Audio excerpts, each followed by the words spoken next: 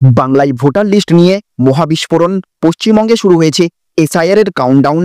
Election commission জারি করেছে নতুন গোপন নির্দেশ। একটা ভুল হলেই বাদ পড়বে আপনার নাম। এবার থেকে বাধ্যতামূলক দুটি কাগজ ছাড়া কোনো নাম থাকবে না ভোটার তালিকায়। যাদের 1987 সালের আগে পরে এবং 2003 সালের আগে পরে জন্ম, তাদের এই 11টি কাগজ অথবা এই দুটি কাগজ দেখাতেই হবে। আর এই নিয়মে বাংলার কোটি কোটি মানুষের মাথায় নেমে এসেছে নাগরিকত্ব হারানোর ভয়। বিএলওদের জরুরি বৈঠকের পরেই ছড়িয়েছে তীব্র আতঙ্ক। মমতা বন্দ্যোপাধ্যায় সরাসরি বলছেন, একটা নামও যেন বাদ না যায়। 5-6 বার চেক করার নির্দেশ দিয়ে ডিএমদের কড়া বার্তা পাঠিয়েছেন।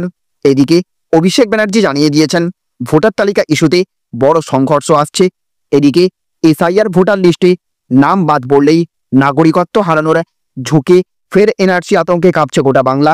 এই লিস্টের ভেতরে কারা, কেন এত গোপনীয়তা, আজ ফাঁস হবে সেই সমস্ত চাঞ্চল্যকর তথ্য। একই সাথে আবার দেশ জুড়ে এসআইআর লিস্ট নিয়ে নির্বাচন কমিশনের কড়া পদক্ষেপ। নতুন রাজনৈতিক নির্দেশের পরেই গরম রাজনীতি। স্বাধীনতা দিবসের ভাষণ থেকে আবার প্রধানমন্ত্রী নরেন্দ্র মোদী সরাসরি দেশবাসীর কাছ থেকে মতামত চাইছেন। নাগরিকত্ব ইস্যুতে সামনে আসছে নতুন সিদ্ধান্তের ইঙ্গিত। একই সাথে রাজনীতির এই ঝড়ের সাথে যুক্ত হচ্ছে প্রকৃতির তাণ্ডব। উত্তর বঙ্গোপসাগরে ঘূর্ণিঝড়ের আভাস।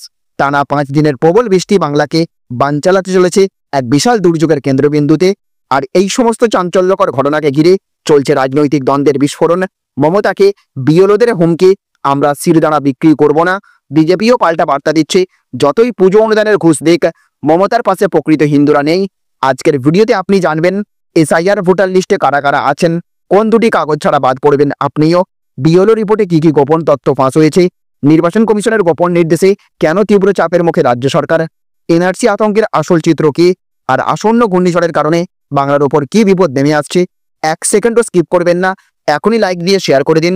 আর কমেন্টে লিখুন আপনি কি মনে করেন এই ভোটার লিস্টের নতুন নিয়ম বাংলার সাধারণ মানুষকে নাগরিকত্ব হারানোর দোরগোড়ায় নিয়ে যাচ্ছে। তো দেখুন, আজ প্রথম খবর উঠে আসছে দেশ জুড়ে এসআইআর নিয়ে বড় পদক্ষেপ। রাজ্যগুলিকে নয়া নির্দেশ নির্বাচন কমিশনের। তো দেশের জনগণের ভোটার তালিকা সম্পূর্ণ যাচাইকরণ এবং নিবিড় সমীক্ষার জন্য এসআইআর নিয়ে রাজ্যগুলির জন্য নতুন নির্দেশিকা জারি করল জাতীয় নির্বাচন কমিশন। কি রয়েছে সেই নির্দেশিকায় জানতে হলে বিস্তারিত দেখতে হবে। এসআইআর নিয়ে দেশের সমস্ত রাজ্য এবং কেন্দ্রশাসিত রাজ্য মুখ্য নির্বাচনী আধিকারিকদের নতুন নির্দেশিকা জারি করল জাতীয় নির্বাচন কমিশন। তবে বিহারকে এই নির্দেশিকা থেকে বাইরে রাখা হয়েছে। নির্দেশিকায় এসআইআর এর জন্য সমস্ত রাজ্য বিএলও, এইআরও এবং সুপারভাইজার নিয়োগ করার নির্দেশ দিয়েছে জাতীয় নির্বাচন কমিশন। নির্দেশিকায় প্রথমেই উল্লেখ করা হয়েছে যে দেশ জুড়ে এসআইআর করার সিদ্ধান্ত গ্রহণ করেছে জাতীয় নির্বাচন কমিশন। জানা গিয়েছে ইতিমধ্যে বেশ কয়েকটি রাজ্য এসআইআর এর প্রথম পর্যায়ের কাজ সম্পন্ন হয়েছে। বিহার ছাড়া সমস্ত রাজ্যের মুখ্য নির্বাচনী আধিকারিকদের এসআইআর কার্যকর করার জন্য পূর্ববর্তী সমস্ত কার্যক্রম সম্পন্ন করার জন্য আবেদন জানানো হয়েছে। যার মধ্যে উল্লেখযোগ্য হলো প্রত্যেকটি ভোট কেন্দ্রে 1200-র বেশি ভোটার থাকবে না। সমস্ত রাজ্যগুলি যেখানে যেখানে ইআরও, এইআরও, বিএলও এবং সুপারভাইজারদের সমস্ত শূন্যপদ পূরণ করতে হবে। তাছাড়া একক ভোট কেন্দ্রে 1200 ভোটার থাকলে অতিরিক্ত বিএলওকে নিয়োগ করতে হবে। রাজ্য এবং কেন্দ্রশাসিত রাজ্যগুলিকে আসন্ন এসআইআর কার্যকর করার প্রেক্ষাপটে বিএলও এবং বিএলও সুপারভাইজারদের গুরুত্বপূর্ণ ভূমিকা পালন করতে হবে। দেশ জুড়ে এসআইআর চালু হওয়ার আগে বিএলও এবং বিএলও সুপারভাইজারদের অতিরিক্ত প্রয়োজনীয়তা এবং তাদের নিয়োগ সম্পর্কে আগেই মূল্যায়ন করা অপরিহার্য। এসআইআর কার্যক্রমের সঙ্গে জড়িত কাজের পরিমাণ বিবেচনা করে একক ভোট কেন্দ্রের জন্য বিএলও নিয়োগ করতে হবে বলে জানিয়েছে জাতীয় নির্বাচন কমিশন। পাশাপাশি বিএলও সুপারভাইজারকে 10টির বেশি ভোট কেন্দ্রের দায়িত্ব দেওয়া উচিত হবে না বলে নির্দেশিকায় জানালো জাতীয় নির্বাচন কমিশন। নির্দেশিকায় এসআইআর পরিচালনা করার ক্ষেত্রে রাজনীতি দলগুলির গুরুত্বপূর্ণ ভূমিকা রয়েছে বলে জানানো হয়েছে।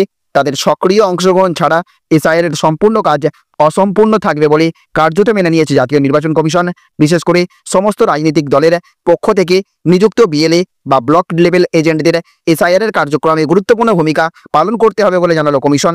তার জন্য সমস্ত রাজনীতি দলগুলিকে লিখিত জানতে হবে। এছাড়া দেখুন, আজ আরও একটি বড় খবর উঠে আসছে, একটা নামও যেন বাদ না যায়, 5-6 বার চেক করবেন, ডিএমদের পরিষ্কার জানিয়ে দিলেন মুখ্যমন্ত্রী। তো এবছরের গোড়ার কথা, মুখ্যমন্ত্রী মমতা বন্দ্যোপাধ্যায়ের আশঙ্কা ছিল বাংলার ভোটার তালিকায় ভুয়ো ভোটার তথা ভিন রাজ্যের ভোটারের নাম ঢুকিয়ে দেওয়া হতে পারে।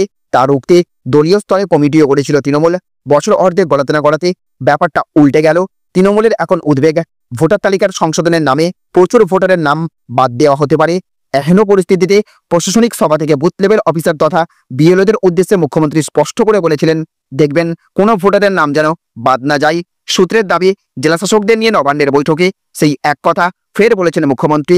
ডিএমদের পরিষ্কার করে বলে দিয়েছেন, কোনো যোগ্য ভোটারের নাম যেন বাদ না যায়। কাউকে অযোগ্য বলে বাদ দেওয়ার চেষ্টা হলে অন্তত 5-6 বার চেক করতে হবে। শুধু তাই নয়, সাথে সাথে আজ আরও একটি বড় খবর উঠে আসছে। উত্তর বঙ্গোপসাগরে ঘূর্ণবর্ত, আগামী 5 দিন প্রবল বর্ষণে ভাসবে সারা বাংলা। অবিরাম বৃষ্টির হাত থেকে রেহাই কবে জানুন? তো ভারী বৃষ্টি কি তাহলে থামবে? আবহাওয়ার বদল কি ঘটছে ধীরে ধীরে? এসে গেল আজ সকালের ওয়েদার রিপোর্ট। মোটামুটি যে জানা গিয়েছে সেটা হলো, বঙ্গোপসাগরে একটি ঘূর্ণবর্ত রয়েছে। উত্তর এবং দক্ষিণে দুই বঙ্গেই বাড়বে বৃষ্টির ব্যাপকতা।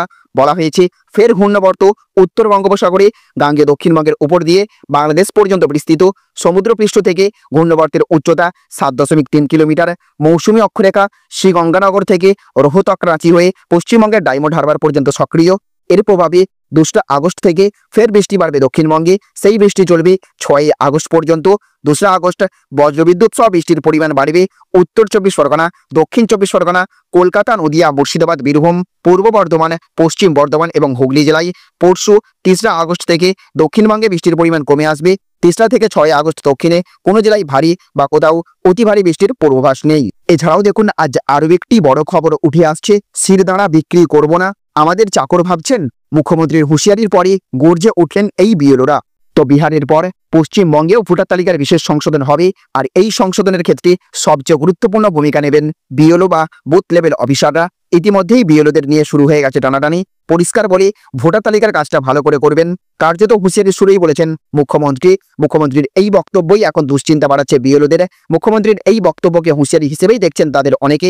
সামাসি চাপে কার্যত দেওয়ালে পিঠ থেকে যাওয়া এই রাজ্য সরকারি কর্মচারীরা পাল্টা হুঙ্কার দিয়ে বলছেন শিরদাঁড়া বিক্রি নেই। সাথে সাথে এই পরিস্থিতিতে পাল্টা জবাব দিতে দেরি করেননি বুথ লেভেল অফিসাররা। বিএলওর দায়িত্বপ্রাপ্ত শিক্ষিকা অনিতা সরকার বলছেন, মুখ্যমন্ত্রী যেভাবে বললেন এটা তো কোল্ড থ্রেট। ওনার নৈতিক অধিকার আছে, কমিশনকে সুরক্ষা দিতে হবে। আমি যদি দেখি কেউ ওই ঠিকানায় থাকে না, অন্য দেশের নাগরিক, তাহলে তো আমায় বাদ দিতে হবে। বিএলওর দায়িত্বপ্রাপ্ত আরেক শিক্ষক চিরঞ্জিত ধীবর বলেছেন, মুখ্যমন্ত্রী যেভাবে আমাদেরকে অনুরোধের সুরে হুমকি দিয়েছেন যে আমরা যেন ভোটার তালিকার কোনো নাম না বাদ দিই, এটা তো অস্বাভাবিক। আমরা তো বিভিন্ন জায়গায় জানি যে মৃত ভোটার থাকতে পারে, ভুয়ো ভোটার থাকতে পারে। আমরা শিরদাঁড়া বিক্রি করব না। আবার শিক্ষাকর্মী বিএলও ডিউটি প্রতিরোধ মঞ্চের আহ্বায়ক অনিমেষ হালদার বলছেন, এই পরিস্থিতিতে সিকিউরিটির ব্যাপারটা না কনফার্ম হলে আমরা কিন্তু এই দায়িত্ব পালন করব না। বিএলওর দায়িত্বপ্রাপ্ত শিক্ষক প্রসাদ বন্দ্যোপাধ্যায় বলছেন, নির্বাচন কমিশনের যা গাইডলাইন থাকবে সেই নিয়ম মেনেই কাজ করব। আমার মনে হয় এটা উস্কানিমূলক মন্তব্য ছাড়া আর কিছুই নয়। সব মিলিয়ে গুরু দায়িত্ব পালন করার আগেই রাজনীতির চাপে হাঁসফাঁস অবস্থা বিএলওদের। একই সাথে দেখুন, আজ আরও একটি বড় খবর উঠে আসছে। স্বাধীনতা দিবসের ভাষণে কি বলা যেতে পারে, দেশবাসীর কাছ থেকে মতামত চাইলেন প্রধানমন্ত্রী মোদী। তো 15ই আগস্ট ভারতের 78তম স্বাধীনতা দিবস উদযাপনকে সামনে রেখে প্রধানমন্ত্রী নরেন্দ্র মোদী দেশবাসীর প্রতি আহ্বান জানালেন, তাঁরা যেন স্বাধীনতা দিবসের ভাষণের জন্য তাদের মতামত, চিন্তা এবং পরামর্শ জানান। প্রধানমন্ত্রী তার এক্স হ্যান্ডেলে লিখেছেন, স্বাধীনতা দিবস যত এগিয়ে আসছে আমি আমার প্রিয় ভারতবাসীর মতামত শুনতে আগ্রহী। এবারের ভাষণে কি থিম বা ভাবনা উঠে আসা উচিত বলে মনে করেন? মাই গভে অথবা নামো অ্যাপে ওপেন ফোরামে শেয়ার করুন আপনার মূল্যবান মতামত। প্রতি বছরই এই বার্তা দিয়ে প্রধানমন্ত্রী ভাষণের আগে সাধারণ মানুষের চিন্তা ভাবনাকে গুরুত্ব দিয়ে থাকেন। তার কথাই, এটাই গণতন্ত্রের প্রাণ। অংশীদারিত্ব 2014 সালে চালু হওয়া মাই গভ প্ল্যাটফর্ম এবং ন্যামো অ্যাপের মাধ্যমে নাগরিকরা সরাসরি সরকারের সঙ্গে যুক্ত থাকার সুযোগ পান। এই মাধ্যমগুলোতে সাধারণ মানুষ তাদের নিজস্ব অভিজ্ঞতা, নতুন চিন্তা এবং প্রস্তাব প্রধানমন্ত্রীর কাছে পৌঁছে দিতে পারেন। এছাড়াও দেখুন, আজ আরও একটি বড় খবর উঠে আসছে। যতই ঘুষ দিক, প্রকৃত হিন্দুরা মমতার পাশে নেই। দুর্গাপুজোর অনুদান নিয়ে শুভেন্দু। তো দুর্গাপুজোর অনুদান নিয়ে মুখ্যমন্ত্রীকে কড়া ভাষায় আক্রমণ করলেন রাজ্যের বিরোধী দলনেতা শুভেন্দু অধিকারী। মুখ্যমন্ত্রী মমতা বন্দ্যোপাধ্যায় আগের বছরই জানিয়ে দিয়েছিলেন এই বছর অনুদানের টাকা বাড়িয়ে 1 লক্ষ টাকা করে দেবেন। সেই মতো পুজো কমিটিগুলোকে নিয়ে বৈঠক করেছেন তিনি। সেই সময় বিধানসভার বাইরে সাংবাদিক বৈঠকে শুভেন্দু দাবি করেন, অনুদান বাড়ালেও ভোট হারবে তৃণমূল। শুভেন্দু অধিকারী বলেন, মমতা বন্দ্যোপাধ্যায় যতই ঘুষ দিক, যারা প্রকৃত সনাতন হিন্দু ভারতপ্রেমী তারা কখনোই সমর্থন করবে না। কটাক্ষ করেন, পুলিশ গিয়ে বলে টাকা না দিলে অনুমতি দেব না। পুলিশ বলে পিতৃপক্ষে প্যান্ডেল উদ্বোধন করতে হবে, এরা অনুমতি পাবে না। টাকা নেওয়ার সঙ্গে সমর্থনের কোনো সম্পর্ক নেই। একের পর এক পরিসংখ্যান তুলে ধরে শুভেন্দু বলেন, যে রাজ্যে 7 লক্ষ কোটি টাকা ঋণ, 2 কোটি 15 লক্ষ শিক্ষিত বেকার, 60 লক্ষ পরিযায়ী শ্রমিক। এই মুখ্যমন্ত্রীর আমলে 8,200 সরকারি স্কুল বন্ধ হয়েছে, প্রায় 9,500 শিল্প বাংলা থেকে সরে গেছে। আর যাই হোক, কোনো সুস্থ মাথার লোক 2026-এ মমতা বন্দ্যোপাধ্যায়কে ভোট দেবেন না। তাহলে বন্ধুরা, এই ছিল আজকের কিছু গুরুত্বপূর্ণ খবর। আজকের ভিডিওটি যদি আপনার ভালো লেগে থাকে তাহলে অবশ্যই একটা লাইক দিন, বন্ধুদের সঙ্গে শেয়ার করুন, আর চ্যানেলটি সাবস্ক্রাইব করতে ভুলবেন না। পাশে থাকা বেল আইকনটা প্রেস করুন, যাতে ভবিষ্যতে আমরা যখনই নতুন কোনো গুরুত্বপূর্ণ খবর নিয়ে আসি আপনি সবার আগে তা দেখতে পান। আপনার মতামত জানাতে ভুলবেন না কমেন্টে, কারণ আপনার প্রতিটি মন্তব্য আমাদের আগামী ভিডিওগুলোকে আরো ভালো করার পথে সাহায্য করে। দেখা হবে খুব তাড়াতাড়ি নতুন আরো এক ভিডিওতে, নতুন খবর আর নতুন বিশ্লেষণ নিয়ে। ততক্ষণ পর্যন্ত ভালো থাকুন, সাবধানে থাকুন এবং সত্যের পাশে থাকুন।